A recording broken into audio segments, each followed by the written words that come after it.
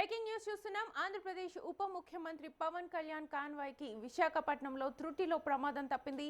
ప్రస్తుతం ఆయన విశాఖ పర్యటనలో ఉన్నారు. బుధవారం ఉదయం ఆయన్ను హోటల్ నుంచి పికప్ చేసుకోవడానికి కాన్వాయ్ వాహనాలు సిరిపురం నుంచి పెద్దవాల్తేరు వైపు వెళ్లాయి. ఆ క్రమంలో 3 టౌన్ పోలీస్ స్టేషన్ దగ్గర ఒక వాహనం అకస్మాత్తుగా బ్రేక్ వేయడంతో వెనుక వస్తున్న వాహనాలు ఒకదానికొకటి ఢీకొన్నాయి. ఈ ఘటనలో కాన్వాయ్లో చివరి వాహనం ముందు భాగం స్వల్పంగా దెబ్బతింది.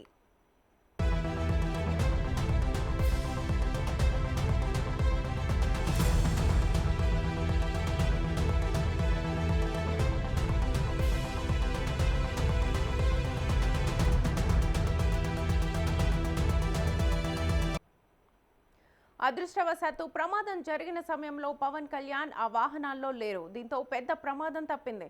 వాహనాల్లో ఉన్న భద్రతా సిబ్బంది, డ్రైవర్లకు ఎలాంటి గాయాలు కాలేదు. సమాచారం అందుకున్న పోలీసులు వెంటనే అక్కడికి చేరుకుని దర్యాప్తును ప్రారంభించారు. దెబ్బతిన్న వాహనాన్ని పక్కకు తరలించి మరో వాహనాన్ని ఏర్పాటు చేశారు. విశాఖ పర్యటనలో భాగంగా జరిగే ఇంటర్నేషనల్ ఫ్లీట్ రివ్యూ 2026 కార్యక్రమంలో పాల్గొనడానికి పవన్ కళ్యాణ్ వచ్చారు.